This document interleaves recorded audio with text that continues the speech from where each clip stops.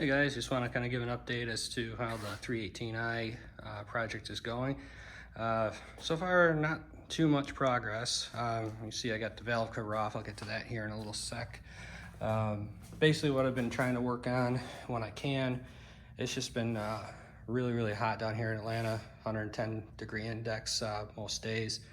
And it's just been a little too much for me, so haven't been out too much, but what I have kind of done is set up, replace some fuel lines that were kind of rotted, coming up from the fuel rail up underneath the intake. Got checking fuel pressure. The inline pump that was on the car seemed to have failed. I think that's what the relay clicking was doing. It actually melted the fuse for the fuel pump. You'll see down here I got a new pump installed. Obviously that's not how it goes. The actual hanger is gone and they don't make it anymore, so I'm either gonna have to fab something or at least zip tie it up out of the way if we ever do get this running and rolling. But at least just to start it here in the garage driveway area, it should be fine. So like I said, I did pick up a new main relay or fuel pump relay. So I've got two just to try out. It does seem to be building fuel pressure now, so that's good. I actually did put new cap and rotor and new wires on, and when I followed the ignition wiring from what I found online, it was backfiring through the intake, actually popping off CCV hoses. So when I pulled the wires off, it looked like they were in the wrong position, at least according to that diagram. Prior to me changing those ignition wires out, it would run on brake clean, and it ran pretty good, other than the lower intake boot was very torn, as well as this upper hose off the auto control valve. So they were pretty good vacuum leaks, and probably why I was revving at like 3 grand, but it did run, and now it won't. It's just backfiring through the intake. So I'm trying to investigate what's going on with timing. So I'll post up a picture of the timing diagram that I got, but basically it's set down in this corner here. It's supposed to be number 1, then fires 1, 3, 4, 2. So that's the way I had it routed, but I'll get you guys in here a little bit. So you see this little mark here in front of the rotor? That's supposed to be pointing to number 1 when we're at top dead center, and that's 180 degrees out of the position that the diagram shows. I think that's the way it was routed, and from pictures online it looks like the distributor's in the right way. So it might just be some discrepancy. The M10 and the E30 is kind of a mystery. There's a lot more M10s in the 2002s and some of the other cars, so I think there's just some mixed info. I'm working on getting some repair manuals for this. That might help out. It does look like both valves are closed on number 1. That should be indication that we're at top dead center. Now, of course, the question is, are we on the compression stroke or not? That I need to figure out. There also should be a mark somewhere on this front gear, this front cam gear. I'm not seeing it, so I'm gonna have to do some research and kind of see how do I know that this thing is mechanically in time. But I'm gonna go with, since that it did run before, this should be correct, but I would like to verify it.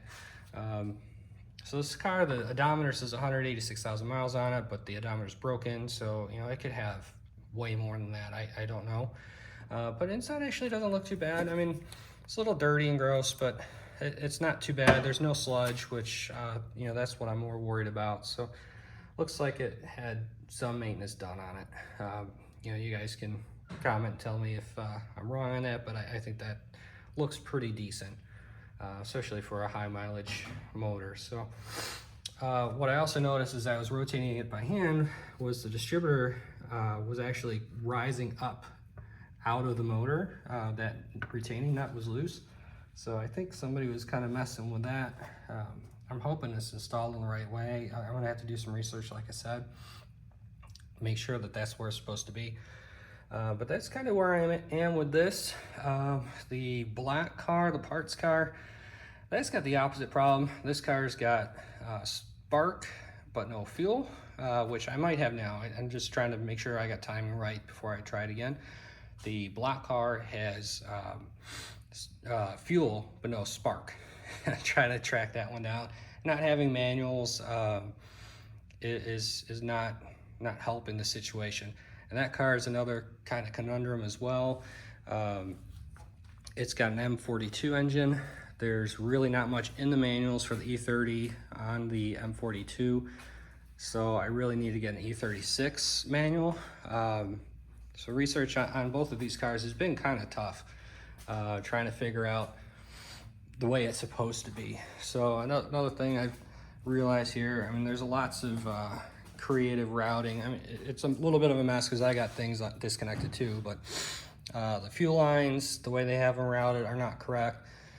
The fuel filter they have up here, it really should be down underneath the brake booster on this car. You can't really see where it's supposed to go, but you can see this canister to here. It's supposed to bolt to the other side of that.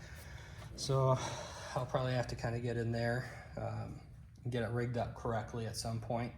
But the whole goal with both of these cars is really just to see if I can at least get them running. Like I said, I think this car, if I keep it, I'm probably gonna just pull this whole drivetrain out, and we're gonna put the M54 B30 in it from the turbo car that I saved the engine out of. I do have a good head.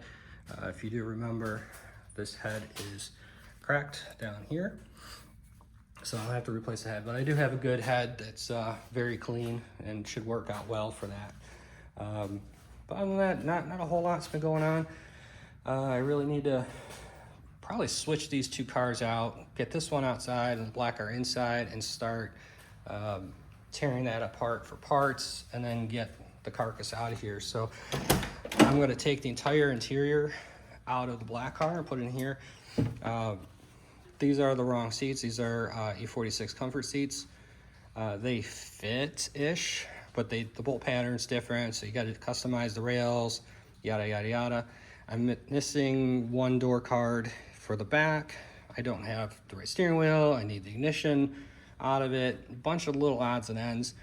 So I'm probably just going to tear it all out of the other car. It's got a good full interior, dirty, but we'll clean up.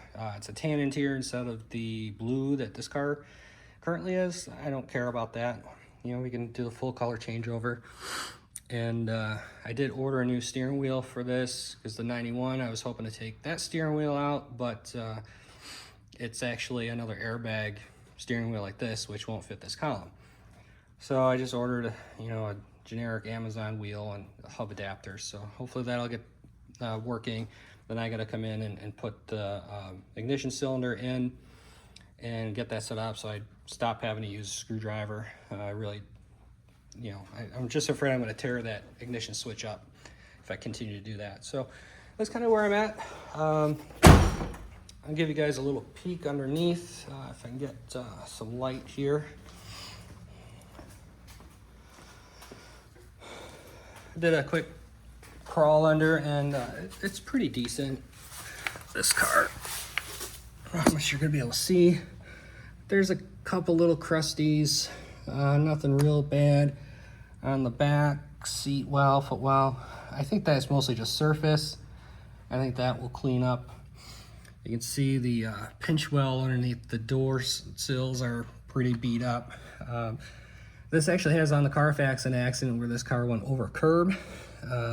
I forget when, but quite some time ago, and I'm guessing that's all damage from that, or people just jacking it up improperly. But other than that, it's pretty dry underneath. I know it's really hard to see anything. There's a few bell housing bolts that are missing. I'm not too thrilled about that. But other than that, the car is really solid. The black car also has rear discs, where this car is drum. So I think I'm going to drop that whole axle out. There, you might be able to see the drums in there. Drop that whole axle out, put all new bushings in it, paint it up, and put it in this car as well so I can have four-wheel disc. That car's also an ABS car. I don't know how easy that would be to integrate. I'm just thinking that if I'm gonna autocross, having good anchors might be a nice add to this, so I'm not locking up tires when I try to slow down for different gates. But I'm gonna get this valve cover put back on. I actually have all 4 spark plugs out at the moment. They look like some of them are firing. They're not all crapped up, which is good. So fuel's definitely getting down there. I mean, you can see evidence of sparkage. So I'm actually gonna do a compression test here in a minute. Make sure that it's healthy that way, because I mean, if it's not, you know, there's really not much point in continuing with this motor anyway. But it did run on brake clean, sounded really good, so I'm not suspecting any problems. Again, this is a cold engine. You really should be doing it hot. But I'm mostly looking just for relative numbers, not peak numbers. So we'll see how they look across the board. Make sure we don't have any bent valves. That's another worry I have with this timing that may be out of whack. I would really like to be able to verify that it's got the right mechanical timing.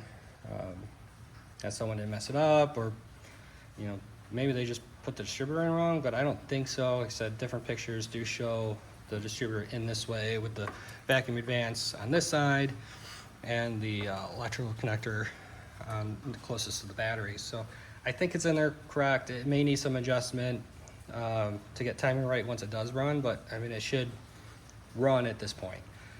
So let me get back to work here. I'm gonna do that compression test, get some numbers, button this thing back up, and then maybe see if she'll pop off if I got the timing right this time. So I'll bring you guys back when I'm set up for that. All right, guys, got it all buttoned back up together again. Got valve cover on, got all plugs in, wires routed. I did do a compression test. Cylinders 1, 2, and 3 were all right about the 120 mark. The cylinder 4 was about 110. It's well within 10%. And again, this is a cold engine, hasn't run in the time that I've had, other than on a little bit of brake clean. So it could be down a little bit, and overall the numbers could be down a little bit because again, it's cold. The main point with a compression test is just to see consistency. It doesn't necessarily point to any certain problem. I mean, obviously, if you've got 3 good and 1 at 0, again, it tells you you have a problem, but doesn't tell you what the problem is. The next step would be then to do a leak down test, see if it's a bent valve, cracked cylinder, that kind of thing. So I have it routed now with this as the number 1.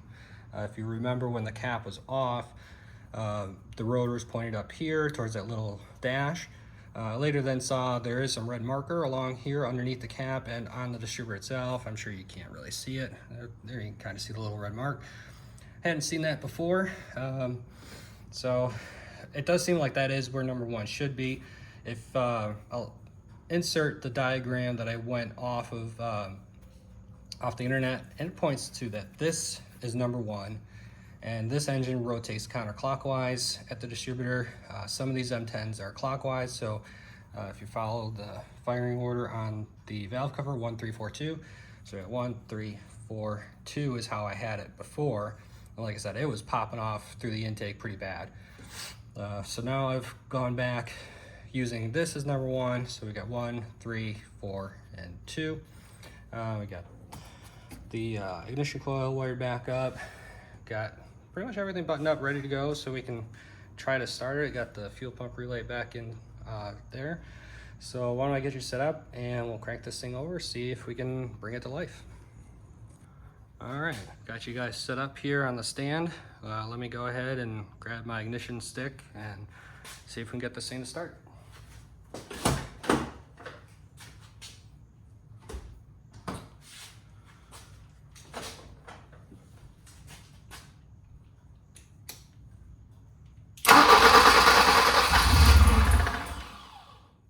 She went a little bit, and that's all on fuel. I'm not sure why the gauge is reading only 10 psi. The The fitting was giving me some trouble earlier, so that could be off. But let's see if we can keep trying this and see if she'll purr.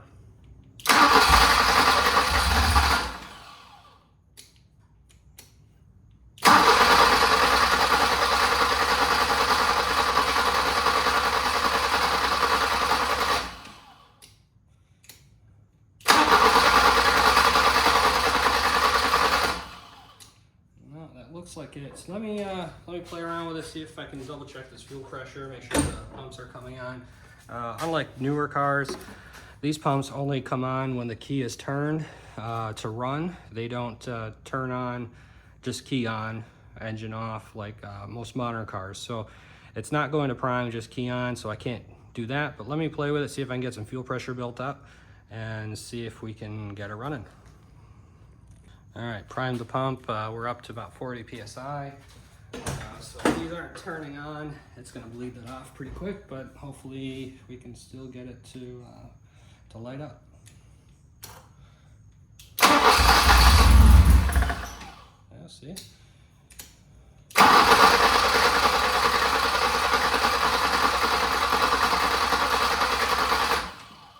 That's weird. It really should be able to fire off that fuel pressure. It was firing lower than that.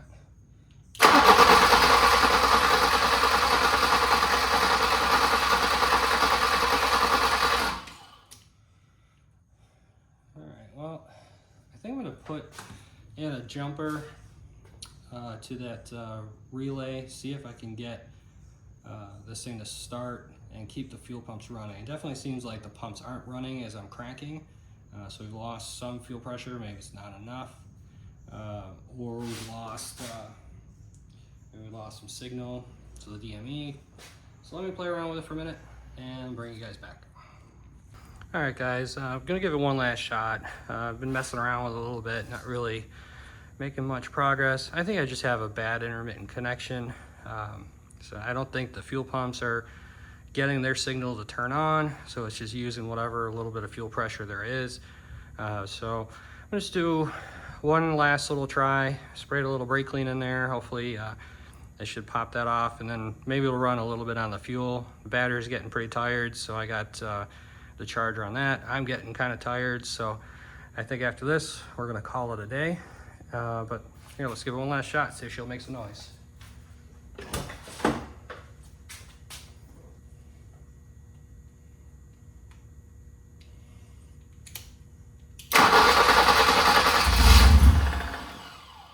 A little bit.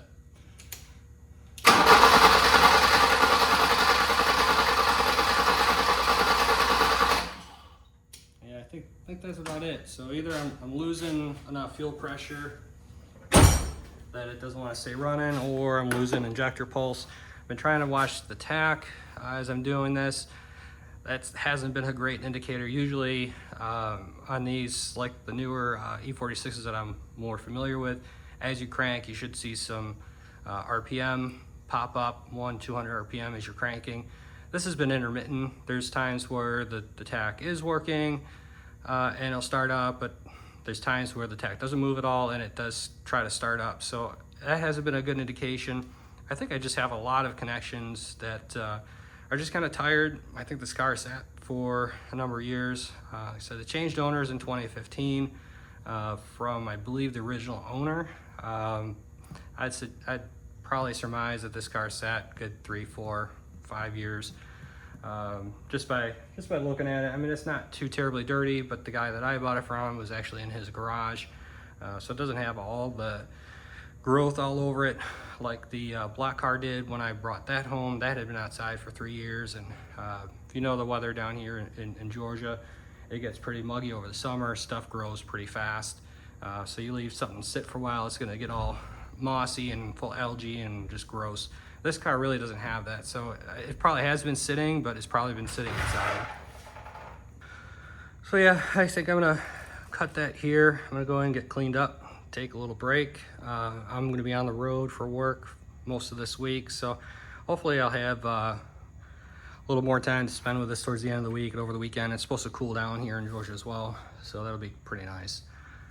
Be nice to get some work done without turning into a bucket of sweat. So I think from here, I'm going to try to bring you guys along more of what I'm actually doing so you can kind of see it as I go. Like I said, it's just been so hot here that I'm really not getting any consistent work done. 20 minutes here, 30 minutes there, and then I have to go in. It's just been too much. So I haven't had really time to kind of document what I've been doing, but hopefully I give you guys a good overview of the stuff that I've been doing and keep you guys up to speed. Like I said, I think from here, I'm probably going to switch the cars and start tearing that black car down, get the parts off it that I want and need, and then part out the rest or sell it, make somebody a good little drift pig or a project. I mean, it needs a radiator support and a little bit of front apron repair. I mean, it certainly could be put back on the road. The body's pretty clean. Paint job is there.